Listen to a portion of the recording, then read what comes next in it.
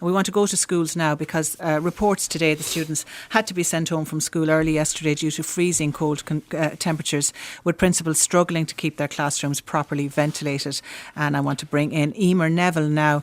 Emer is Uachtaráin of the Irish Second Level Students' Union. Thanks for joining us, Emer. Thanks very much for having me. Emer, what have you been hearing from your student members around the country since the schools reopened on Thursday? Well, like you said there, we're hearing that students are absolutely freezing in classrooms. Yesterday, a school in Dublin was sent home because the classroom reached as low as 6 degrees, which is absolutely freezing. And they're not allowed to wear coats or jackets. Sometimes it's only if it's a school-crested jacket, which again puts students out of pocket having to go out and buy those jackets, which is really unfortunate, especially for those that mightn't be able to afford them or in deaf schools. Where they just mightn't have access to them. So we're really worried about that, first of all, that students are sitting in freezing cold classrooms, especially with the likes of heavy rain and snowfall, as we've been seeing lately. But we're also getting reports of massive absences from schools. For example, we had been contacted by a school in Kerry, a student in Kerry, and they had 62% of the students in their school were absent. Another student in Louth told us that 330 students out of 880 in their school were absent, with only half of the teachers present. And then additionally, a 6th-year student in Wexford had only 5 students in his double music class, no teacher or work left for him to complete, and on top of that was left with no supervision at all throughout the day, just a principal checking on him and his peers throughout. Right, and you've launched a survey, haven't you, asking students their views on being back at school in light of the current wave and the plans for this year's state examinations. What are you asking them? What are you trying to find out from this survey? What we're trying to find out is, first of all, information on COVID in school. Do students feel safe? Are they noticing massive absences between students and teachers? Are they getting online tuition if they are isolating due to COVID or close contacts? And then as well as that, we are asking students information about the state examination. So if you're a 3rd year or 6th year student, we're asking you to rank in order what you would like to see if state examinations cannot go ahead in 2022. And are you getting responses? Are you getting good feedback from that? Yeah, at the moment we've hit over 3,000 responses, and it's only launched last night. So we're going to be leaving that open until next Friday to let any student who wants to voice their concerns. And has the Second Level Students' Union taken a position on whether the Leaving Cert should be run on a hybrid basis again this year? We haven't taken a position yet. That's why we're currently consulting with students. We want to know what students are looking for. So if there are any students listening, I would really encourage you to go to isscu.ie/survey, fill it out and let us know what you want to see. Okay, Emer, many thanks for that. Just giving us a flavour of what's happening out there on the ground, and it's in many cases not a pretty picture. Donncha O'Leary, can I bring you in on that Leaving Cert question? We're back. It's hard to believe we are back in the same place we were this time last year talking the same thing. Where should we be going with this? Look, I mean, I think there are some differences, but one of the big things that are similar really is that when you talk to students across the country, I suppose when you take into account the loss of time last year when they were in 5th year with school closures, when you take into account the amount of time that people have to spend in self-isolation, and indeed subject teachers would have had to take in self-isolation, I think an awful lot of students are finding it very, very hard to cover the course in a lot of subjects. So in my view, I think it should be about choice. I think we need to roll out the same model or a similar model such as was there last year to ensure that students can choose either an accredited grade or a written exam.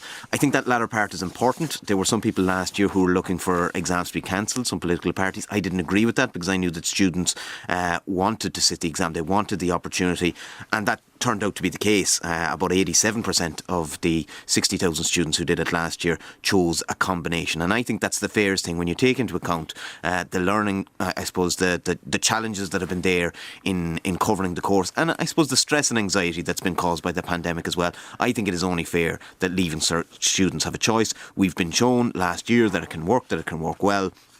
So I think it's perfectly logical, reasonable and very fair in the circumstances, in the very challenging COVID year that we have, that Leaving Cert students will get a choice this year. And that should just be, because I know that last year we had this Leaving Cert stakeholders group that came together and decided on the way forward. Do you think we're gone beyond that now? No, I wouldn't necessarily say so. I think all stakeholders need to be involved in planning the modalities and details of this, and obviously there could be some adjustments, and one of the things that I think we need to address is third level availability, and fairness as between the different cohorts and different years. So there are issues and details that need to be worked out. I'm not suggesting otherwise. What I would be saying is that the objective here needs to be, the place that we need to get to is a Leaving Cert based on choice. Okay. The same as last year. Of course, all stakeholders need to be part of planning the detail and the rollout of that. Okay. But I would like to see that. Yes, I think that's the way. Minister, hard to argue with that.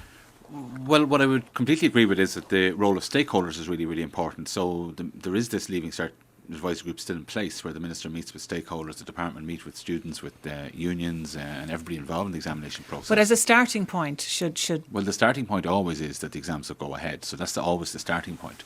but in what form? Well, what's been planned is that we'll go ahead as normal this year, but with an opportunity for people who are sick or whatever, or had bereavement leave, whatever, to do them a few weeks later. But these things, again, are always kept under review because, this time last year we were starting a school lockdown, schools were closed, so that the situation is completely different. And what I think... But isn't this the problem, though? The students who really need a bit of certainty going forward now, what are they facing into? And last year, decisions were made very late in the day for students, and really... Well, that's an added extra layer of. Sorry, when I was education spokesperson myself, I was extremely critical of decisions being made late in the day because we had a situation there at the beginning of the month of May in 2020 when no decision had been made about the Leaving Cert. A decision has been made that the exams will happen. That decision has been taken and work is ongoing. I suppose, Thomas, just to be fair, there's no suggestion that the exam shouldn't happen. It's just that they should have the option of an accredited grade in addition.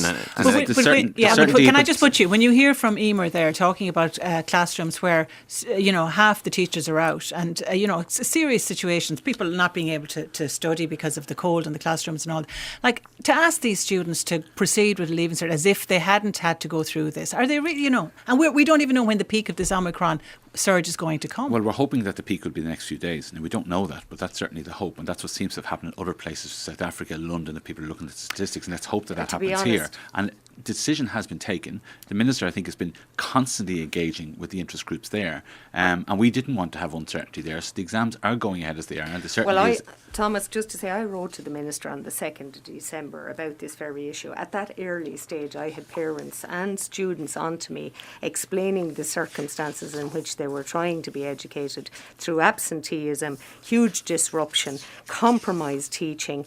You saw what Sive Ryan of Limerick had to say yesterday to the media.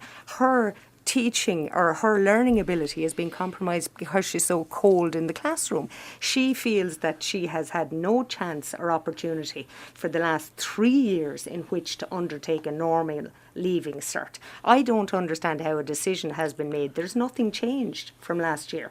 Absolutely nothing. A dual offering has to be given. The option must be given. We cannot allow a festering of mental anguish both for parents and students to continue. I haven't yet received an answer to that letter. I've received numerous emails from students who've also written to the Minister who are asking when they might receive a reply. By me, I'm giving them a response, but they can't and haven't heard from the Minister. I don't expect the Minister is going to write back to individual students, but we need to listen to them. I've been in the schools. I've seen the children wearing their coats and their hats and the windows open with temperature monitors. Essentially, the minute they close the windows, the heat rises the temperature and they're open again. It's hugely disrupting. Nothing has changed. Government neglected to install HEPA filters. They ordered a report. Last March, that report said HEPA filters should be installed in schools. That didn't happen. The masks weren't given to the school during the holidays, the medical grade masks. Contact tracing was taken away last September and hasn't been given the go-ahead to be reinstituted. Can I just get you to respond to that particular point? The idea, and you've heard from principals over the Christmas period, really feeling like they were abandoned and left to their own devices to source these HEPA filters, to do all the hard work themselves. Should the department not have been more front and centre in organising to make its classrooms safe as possible when they returned? Well, can I just say, just in terms of last year, 122 million was given by the department to schools in relation to keeping the place safe. So you're talking about PPE, you're talking about extra cleaning. So a huge amount of resources. Sorry, we've got an airborne virus here, Minister.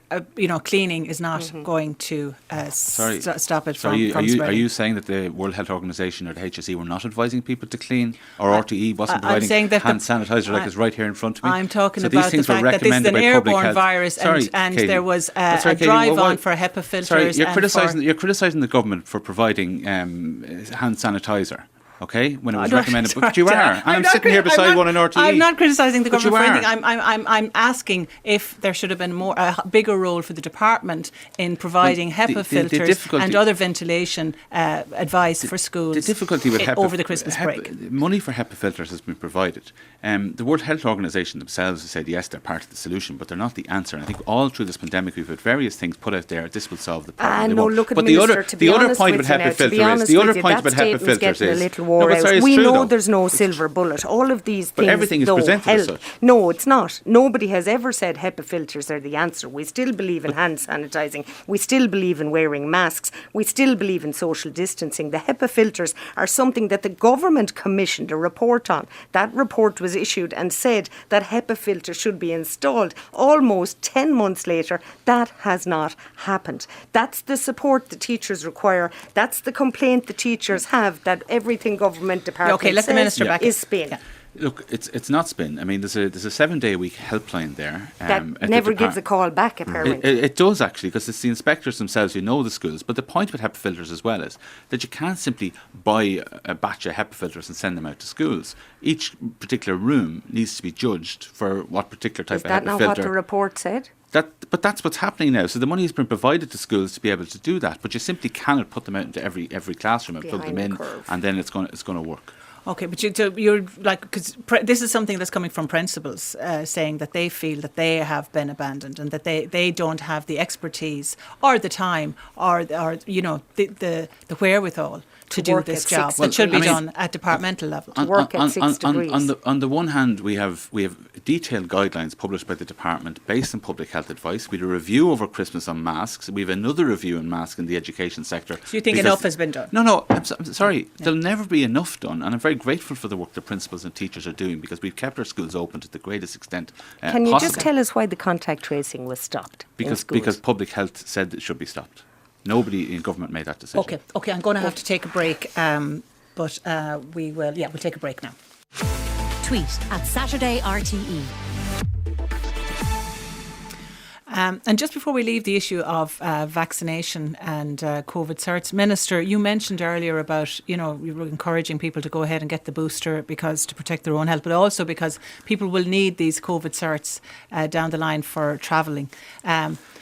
What is the situation with the issuing of those certs now? So as of yesterday evening, there were about 700,000 digital COVID booster certs issued, which is a huge number over the previous 2 days. So I just know somebody in my household got one the day before on Thursday. Mine came in the email last night. So they're starting to be rolled out. I imagine there'll be more tomorrow and the next day. They can't send them all out at once because it would just they could end up in spam folders or whatever. So it's a very, very big job. And I suppose the way the booster campaign has worked, particularly in the run up to Christmas, it was a huge rush out. I got my booster on the 20th of December. Just after my age group opened, and mine came in last night, so there should be no particular delay, and that'll keep happening over the next few days. But you do need them in certain countries in Europe, even for dining, depending on your age as well. So they're very And important. I know this was floated by the Taoiseach actually that this could be coming in for dining here. Can you confirm that that's completely off the table in terms of what you will need to get into hospitality here? There'll be nothing off the table, but it's not required at the moment. And I think I'm not sure you could require it while it is considered that the vaccines are valid or whatever, and not everybody has had the opportunity to get a booster out yet either. It wouldn't be fair. But everything will be done in accordance with public health advice. But there's no doubt there will be needed for travel. Outside the country once the 1st of February pass, and if your second dose is more than 9 months. They are also currently needed in some European countries as well for dining, etc. So these are things people will have to have even if we don't impose further restrictions along those lines. Okay.